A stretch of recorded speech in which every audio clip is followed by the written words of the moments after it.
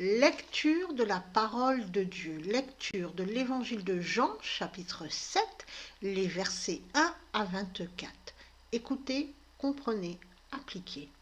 Après cela, Jésus parcourut la Galilée, évitant volontairement la Judée, parce que les Judéens cherchaient à le tuer. Or, la fête des Tentes était proche, en Judée. Ses frères lui dirent donc: pars d'ici et va en Judée, afin que tes disciples voient aussi les miracles que tu fais, car personne n'agit en secret s'il veut être connu.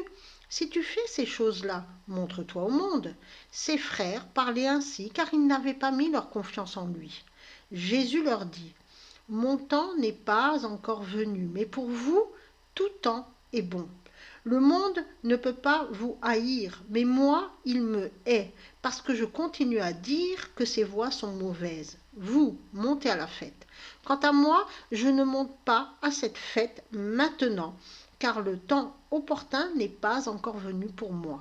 Après avoir dit cela, il resta dans la Galilée. Mais après que ses frères furent montés à la fête, lui aussi y monta, non publiquement, mais en secret. Les Judéens le cherchaient pendant la fête. Où est-il? Se demandait-il. On chuchotait beaucoup à son sujet parmi les foules. Certains disaient: c'est un homme bon, mais d'autres disaient: non, il trompe les foules. Cependant, personne ne parlait de lui ouvertement par crainte des Judéens. Ce n'est qu'au milieu de la fête que Jésus monta sur le mont du Temple pour commencer à enseigner. Les Judéens étaient surpris et se demandaient: comment cet homme sait-il autant de choses sans avoir étudié? Jésus leur donna alors une réponse: l'enseignement que je donne n'est pas de moi, mais de celui qui m'a envoyé. Si quelqu'un veut faire sa volonté, il saura si mon enseignement vient de Dieu ou si je parle en mon propre nom. Celui qui parle en son propre nom cherche des éloges pour lui-même.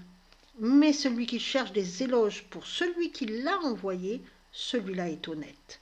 Il n'y a rien de faux en lui. Moïse ne vous a-t-il pas donné la Torah? Pourtant, aucun d'entre vous n'obéit à la Torah. Pourquoi cherchez-vous à me tuer?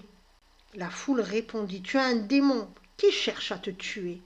Jésus leur répondit: j'ai fait une seule œuvre, et à cause de cela, vous êtes tous étonnés.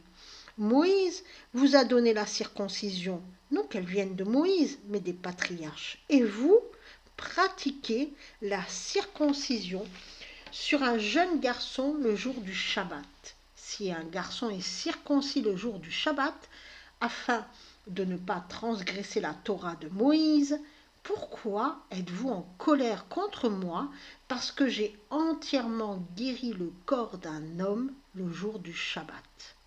Cessez de juger sur les apparences, mais jugez de manière juste.